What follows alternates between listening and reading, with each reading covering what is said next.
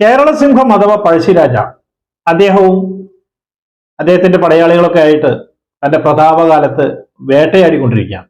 അങ്ങനെ കാട്ടിലൂടെ വേട്ടയാടി അവരിങ്ങനെ മുന്നോട്ട് പോകുമ്പോൾ കുറച്ച് ഉൾവനത്തിലായിട്ട് ഒരു കാഴ്ച കാണുന്നു. കുറച്ച് ആൺകുട്ടികൾ അവിടെ ഒരു നദിയുടെ തീരത്ത് നിന്ന് മീൻ പിടിക്കുന്നു. ഈ കുതിരക്കുളമ്പടിയുടെ ശബ്ദം കേട്ടും അതുപോലെ പടയാളികളെ കണ്ടും രാജാവിനെയൊക്കെ കണ്ടപ്പോ ഭയന്ന് ഈ കുട്ടികളെല്ലാം ഓടിപ്പോയി. പക്ഷെ ഒരു കുട്ടി മാത്രം ഓടാതെ അവൻ അവിടെ മീൻപിടുത്തം തുടർന്നുകൊണ്ടിരുന്നു. രാജാവിന് അത്ഭുതമായി.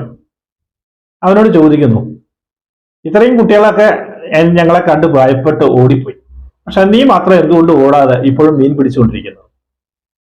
അതിനവൻ മറുപടി കൊടുക്കുന്നു, ഞങ്ങളൊരു ദരിദ്ര കുടുംബമാണ്. ഈ നദിയിലെ മീനൊക്കെ പിടിച്ചിട്ടാണ് ഞങ്ങൾ കഴിയുന്നത്. ഇന്ന് മീൻ കിട്ടിയില്ലെങ്കിൽ ഞങ്ങൾ ഇന്ന് പട്ടിണിയാണ്. അപ്പൊ അവന്റെ ആ കൂസലില്ലാത്ത മറുപടിയും കണ്ണിലെ തിളക്കവും ആരെയും ഭയമില്ലാത്ത ആ നിൽപ്പും ഒക്കെ കണ്ടപ്പോ രാജാവിന് കൗതുകം തോന്നി. അവന്റെ പേര് ചോദിക്കുകയാണ്. അപ്പോഴാണ് അവൻ പറയുന്നത്, പഴയ വീട്ടിൽ ചന്തു. ഹായ്, നമസ്കാരം. എൻട്രാക്കൾ എന്റർടൈൻമെന്റ് ട്രാവൽ കൾച്ചർ എന്ന ഈ ചാനലിലേക്ക് ഏവർക്കും സ്വാഗതം. നിങ്ങൾ ഇതുവരെ നൽകിയിട്ടുള്ള എല്ലാ സപ്പോർട്ടും തുടർന്നും കിട്ടുമെന്നുള്ള രീതിയിലാണ് ഈ വീഡിയോ വീണ്ടും ചെയ്യുന്നത്. കഴിഞ്ഞ വീഡിയോയിൽ കുറച്ച് കമന്റുകൾ കണ്ടിരുന്നു. ഏതെങ്കിലും മതത്തെയോ ജാതിയിലോ പെടാത്ത ഒരാളെ കുറിച്ചും നമുക്ക് കേരള ചരിത്രമോ അല്ലെങ്കിൽ മലബാർ ചരിത്രമോ പറയാൻ വലിയ ബുദ്ധിമുട്ടാണ്. ചരിത്രം എപ്പോഴും മാറിക്കൊണ്ടിരിക്കുകയാണ്.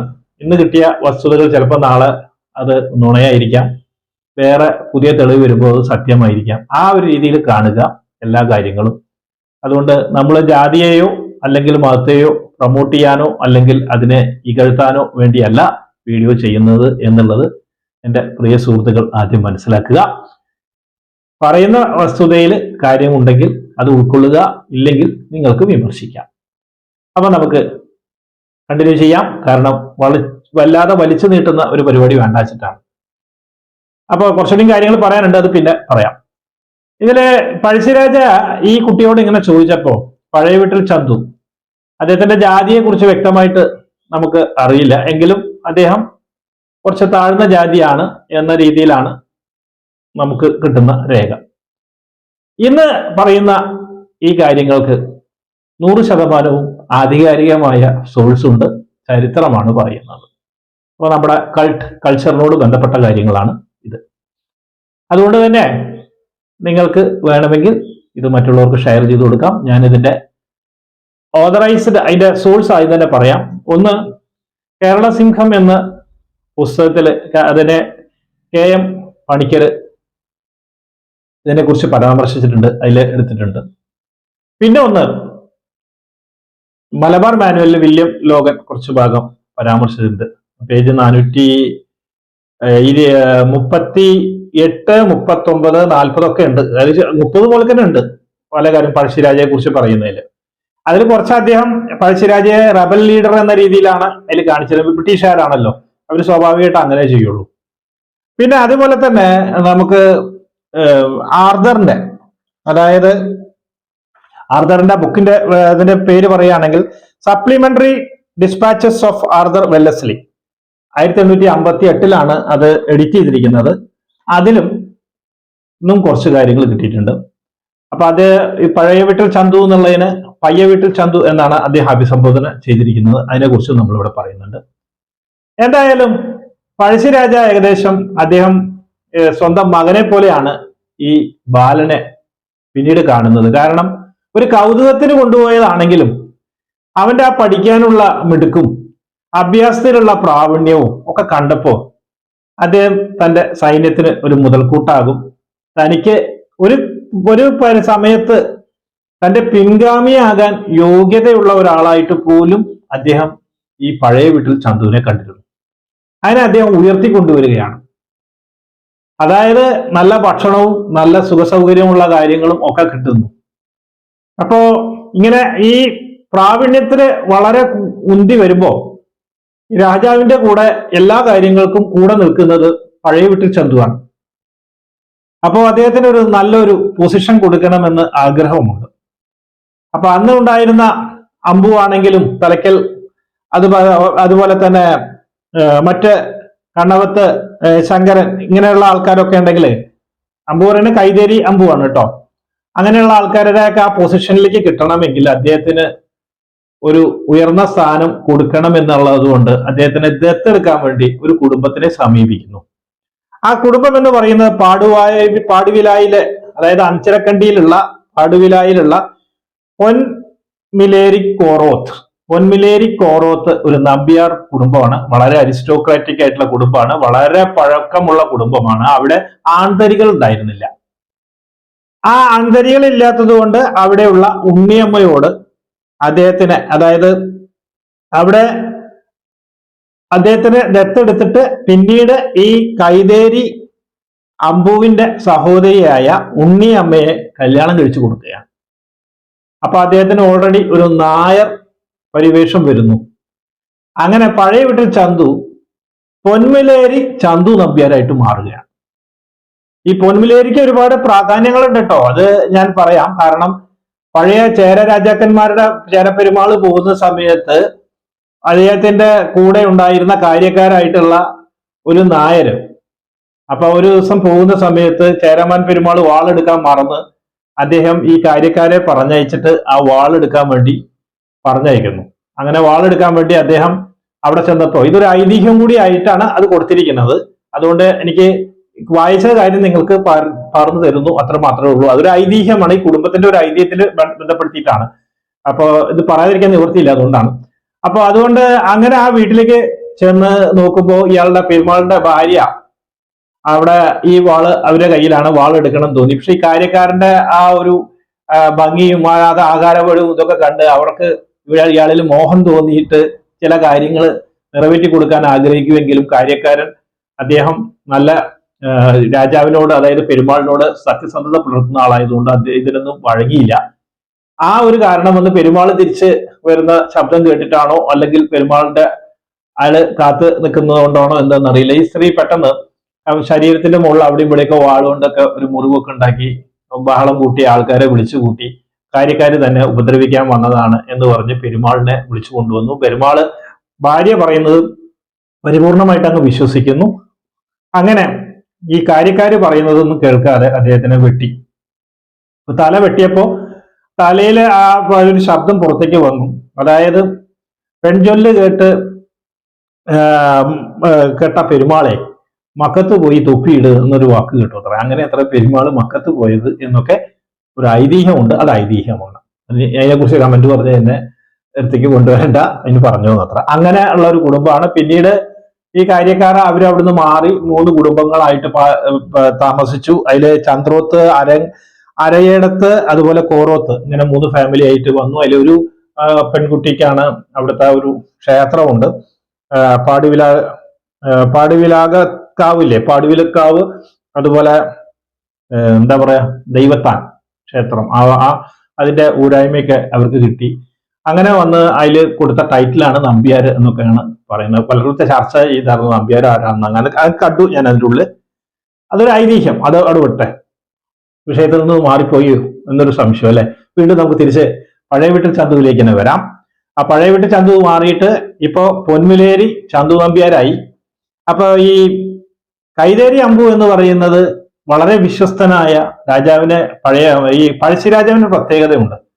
അദ്ദേഹത്തിന്റെ പ്രജകൾക്കൊക്കെ അദ്ദേഹത്തിന് വലിയ ഇഷ്ടമായിരുന്നു. യഥാർത്ഥത്തിൽ അദ്ദേഹം അല്ല രാജാവ് ആ സമയത്ത്. പക്ഷെ പിന്നീട് അദ്ദേഹം രാജാവായിട്ട്, അതായത് കാര്യക്ഷമതയില്ലാത്ത മറ്റൊരു രാജാവ് അവിടെ ഉണ്ടായിരുന്നു. അത് പിന്നീടാണ് അദ്ദേഹത്തിന്റെ ഇതിലേക്ക് കൊണ്ടുവരുന്നത്, അദ്ദേഹം ഭരണം ഏറ്റെടുക്കുന്നത്. അപ്പൊ അമ്പുവിന് ഈ പഴയ വീട്ടിൽ ചന്തുവിന്റെ ചില കാര്യങ്ങളൊന്നും അദ്ദേഹത്തിന് ഇഷ്ടമാകുന്നില്ല.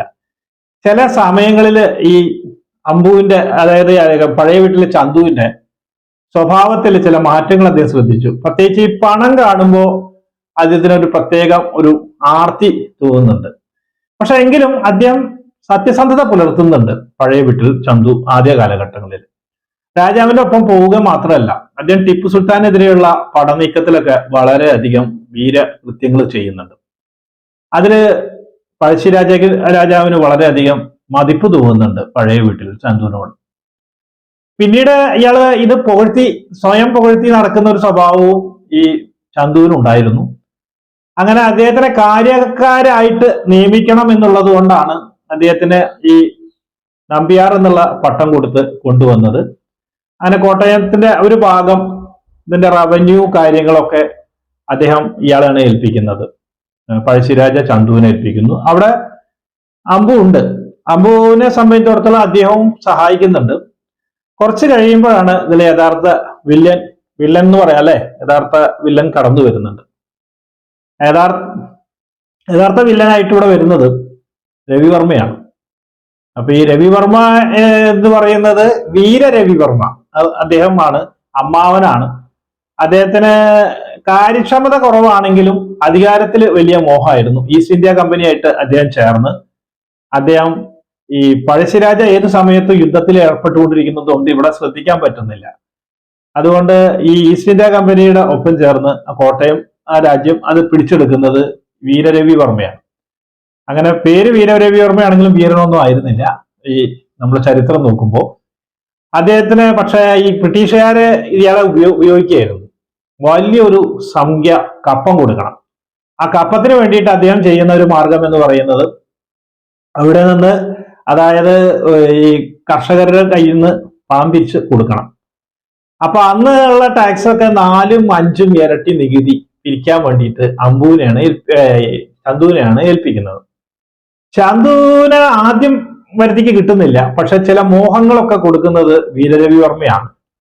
അങ്ങനെ വീരരവിവർമ്മയുടെ ആ മോഹത്തിൽ വീണ് ചന്തുവും പിന്നീട് അത്യാഗ്രഹിയായി. അങ്ങനെ ഈ റവന്യൂ കൂട്ടിയതിനെ കുറിച്ച് കാരണങ്ങളൊക്കെ പറയുന്നുണ്ട്. പിന്നീട് പഴയ വീട്ടില് ഈ ചന്തു ഇവിടെ നിൽക്കുന്ന സമയത്ത് ചന്തുവിനോട് ആ ഒരു വിയോജന അല്ലെങ്കിൽ വിയോജിപ്പ് രേഖപ്പെടുത്തിക്കൊണ്ട് തന്നെ ഇദ്ദേഹം, അതായത് അമ്പു അവിടുന്ന് പഴശ്ശിരാജാവിന്റെ കൂടെ ചേരുകയാണ്. ശങ്കരൻ, കണ്ണവത്തെ ശങ്കരനും കൊണ്ട് അവരുടെ കൂടെ ചേരുന്നു. പിന്നീട് പഴശ്ശിരാജ തിരിച്ചു വന്ന് ഈ കോട്ടയം പിടിച്ചെടുക്കുന്നു. അത് പിടിച്ചെടുത്തതോടുകൂടി പിന്നെ ആദ്യം ഈ റവന്യൂ ഇതൊക്കെ പിരിക്കുന്നതും മറ്റതൊക്കെ ഉപദ്രവിക്കാനൊക്കെ തുടങ്ങിയപ്പോ ഈ വിവരം അറിഞ്ഞ് പഴശ്ശിരാജാവ് താക്കീതൊക്കെ കൊടുക്കുന്നുണ്ട്. പക്ഷെ ഇദ്ദേഹം കൂട്ടാക്കുന്നില്ല. വേറൊരു സംഭവം കൂടി ഇതിലുണ്ട്. അതായത് നമ്മളെ കേരള സിംഹത്ത് എന്ന് പറഞ്ഞിട്ടുള്ള KM പണിക്കരുടെ പുസ്തകത്തിൽ പറയുന്നത് അദ്ദേഹം ഡബിൾ ഏജന്റ് ആയിരുന്നു എന്നാണ്. അതായത് ഈസ്റ്റ് ഇന്ത്യ കമ്പനിയുടെ അവരുടെ കൂടെ കൂടിയിട്ട് അവരുടെ ചില നീക്കങ്ങളും കൂടി പഴശ്ശിരാജയ്ക്ക് കൊടുത്തിരുന്നു എന്നാണ്. പഴശ്ശിരാജയുടെ ചില നീക്കങ്ങൾ ചോർത്തിയിട്ട് അങ്ങോട്ടും കൊടുത്തിട്ട് കാശുണ്ടാക്കിയായിരുന്നു എന്നും അതിൽ കാണാനുണ്ട്. അപ്പൊ എന്തായാലും വേണ്ടില്ല, ഈ കോട്ടയം പിടിച്ചെടുത്തതോടുകൂടി ഇദ്ദേഹത്തിന്റെ അതുവരെയുള്ള ആ ഉയർച്ച പിന്നെ താഴെ പോവുകയാണ് പഴയ വീട്ടിൽ ചന്തുവിന്റെ.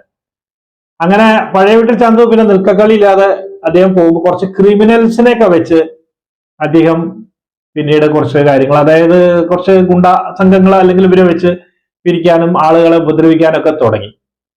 അങ്ങനെ ഈ പഴശ്ശിരാജാവിന്റെ എല്ലാവിധ മിലിറ്ററി സീക്രട്ടും അറിയുന്ന ഒരു വ്യക്തിയാണ് ഇയാള്. പിന്നീട് ഇദ്ദേഹം വയനാട്ടിന്റെ അദ്ദേഹത്തിന്റെ ആ പഴയ സ്ഥലങ്ങളിലേക്കൊക്കെ എത്തി. അവിടെ നിൽക്കുന്ന സമയത്ത് പിന്നെ ബ്രിട്ടീഷുകാർ ഒന്നുകൂടി ഉപയോഗിക്കുന്നു. അങ്ങനെയാണ് ആർതർ വെല്ലസ്ലിക്ക് ഇയാളോട് ഇഷ്ടം തോന്നുകയും അദ്ദേഹത്തിന്റെ മിലിറ്ററി അഡ്വൈസർ ആയിട്ടാണ് വെച്ചിരിക്കുന്നത്. അപ്പൊ അവിടുന്ന് പിന്നീട് ഉണ്ടാവുന്ന ഒരു കാര്യം എന്ന് പറഞ്ഞാൽ പതുക്കെ അദ്ദേഹം ഉള്ളിലേക്ക് ഈ പഴയ ഇതില്, അതായത് ഞാൻ ഇതൊക്കെ ഉപേക്ഷിച്ച് വീണ്ടും വന്നു എന്നൊക്കെ പറഞ്ഞ പഴശ്ശിരാജാവിന്റെ അടുത്തേക്ക് അടുക്കിലേക്ക് എത്താൻ ശ്രമിക്കുകയും ചെയ്യുന്നുണ്ട്. അദ്ദേഹം ഒറ്റിക്കൊടുത്തിട്ടാണ് അമ്പുവിനെ പിടിച്ചുകൊണ്ടു പോകുന്നത്. പല തലച്ചേന ചന്തുവിനെ പിടിച്ചു കൊടുക്കുന്നതൊക്കെ അദ്ദേഹത്തിന്റെ ഇതിലാണ്, അമ്പുവിനെയല്ല. അതുപോലെ തന്നെ പിന്നീട് ലാസ്റ്റ് എത്തിയപ്പോ അദ്ദേഹം പതുക്കെ നുഴഞ്ഞു കയറി. പഴശ്ശിരാജാവിനെ ഒരു കാരണവശാലും തോൽപ്പിക്കാൻ പറ്റില്ല. കാരണം അത്ര നല്ല കുറിച്ച സൈന്യവും ഗറില്ല വാർ യുദ്ധവും അതിനെ ബ്രിട്ടീഷുകാർക്ക് കവരാൻ വലിയ പാടായിരുന്നു. പക്ഷെ എന്നിട്ട് പോലും ഇദ്ദേഹത്തിന്റെ പല നീക്കങ്ങളും ഒളിസ്ഥാങ്കേതങ്ങളും കാര്യങ്ങളൊക്കെ പറഞ്ഞു കൊടുക്കുന്നത് പഴയ വീട്ടിൽ ചന്തുവായിരുന്നു. അങ്ങനെയാണ് ഒരു ചതിയൻ ചന്തുവായിട്ട് അദ്ദേഹം മാറുന്നത്. അങ്ങനെ 1805 ഒരു മഴക്കാലത്താണ്, ആ മഴക്കാലം കഴിഞ്ഞ ഉടനെ തന്നെയാണ് ഈ കേരള സിംഹം അല്ലെങ്കിൽ പഴശ്ശിരാജയുടെ ഹൈഡ് ഔട്ട് എവിടെയാണെന്നുള്ളത് കൃത്യമായി പറഞ്ഞ് അദ്ദേഹത്തിന് ബ്രിട്ടീഷുകാരെ സഹായിച്ച് അദ്ദേഹത്തിന്റെ സൈന്യത്തെ തകർക്കുന്നത്. അതുവരെ പഴശ്ശിരാജാവിന് വിജയിക്കാൻ അല്ലെങ്കിൽ അദ്ദേഹത്തിനെ കീഴടക്കാൻ ബ്രിട്ടീഷുകാർക്ക് കഴിഞ്ഞിരുന്നില്ല. ഈ പഴശ്ശിരാജാവിനെ കുറിച്ച് ഞാൻ വേറെ ചെയ്യുന്നുണ്ട്. കാരണം അദ്ദേഹം ഞാൻ പറഞ്ഞില്ല, രവിവർമ്മ, സാമൂതിരിയുടെ രവിവർമ്മയായിട്ട് കൂടി അവരൊക്കെ ഒരുമിച്ച് ഒരു പടനീക്കം ബ്രിട്ടീഷുകാർക്കെതിരെ നടത്താൻ വേണ്ടി നിന്നിരുന്ന ഒരു കാലം ഉണ്ടായിരുന്നു. അതൊക്കെ തകർത്തത് ഈ പഴയ വീട്ടിൽ ചന്തു ആണ്. അദ്ദേഹത്തിന്റെ ഗ്രീഡി. അങ്ങനെ അത് കഴിഞ്ഞ് പിന്നെ ബ്രിട്ടീഷുകാര് സമയത്തോടത്തോളം യുദ്ധമൊക്കെ വിജയിച്ച് ഇദ്ദേഹത്തിന് നല്ലൊരു പൊസിഷൻ കൊടുക്കും എന്നൊക്കെയാണ് വിചാരിച്ചത്. പക്ഷെ ബ്രിട്ടീഷുകാർക്ക് രണ്ടു തരത്തിലാണ് അതിൽ പറയുന്നത്. ഒന്ന്, ഈ സ്വന്തം അച്ഛനെ പോലെ അല്ലെങ്കിൽ സ്വന്തം മകനെ പോലെ കണ്ടിട്ടുള്ള ആള്, വളർത്തിക്കൊണ്ടുവന്ന ആളെ ചതിച്ചതുകൊണ്ട് ഇയാള് നമ്മളെയും ചതിക്കും എന്നുള്ളത് കൊണ്ട് അദ്ദേഹത്തിനെ കൊന്ന് കടലിലിട്ടതാണ് ബ്രിട്ടീഷുകാര് എന്ന് ഒരു ഐതിഹ്യം. മറ്റൊന്ന്, പഴശ്ശി രാജാവിന്റെ തന്നെ അനുയായികൾ അദ്ദേഹത്തിനെ കൊന്നൊടുക്കിയതാണ്. അത് സിനിമയിലൊക്കെ വേറെ രീതിയിലൊക്കെ കൊടുത്തിരിക്കുന്നത്. അപ്പൊ അങ്ങനെയൊക്കെ പറയുന്നുണ്ട്. എങ്ങനെയായാലും അദ്ദേഹം ഇതോടൊപ്പം തന്നെ നാമാവശേഷമായി. അപ്പൊ ഇനി നമുക്ക് അടുത്തത് മൂന്നാമത്തെ ഒരു ചന്തുവുണ്ട്. അത് ഒന്നും കൂടി പുളകിതമായ ഒരു ചന്തുവാണ്, എല്ലാവരും ഓർമ്മിക്കേണ്ട ഒരു ചന്തുവാണ്. ആ ചന്തുവിന്റെ വീഡിയോ ഈ അടുത്ത ദിവസം നിങ്ങൾക്ക് കിട്ടുന്നതാണ്. അപ്പൊ എന്തായാലും ഈ വീഡിയോ ഇവിടെ വെച്ച് അവസാനിപ്പിക്കുന്നു. അപ്പൊ വീണ്ടും തുടർന്നും നിങ്ങളുടെ പ്രോത്സാഹനം പ്രതീക്ഷിച്ചുകൊണ്ട് എല്ലാവർക്കും നന്ദി.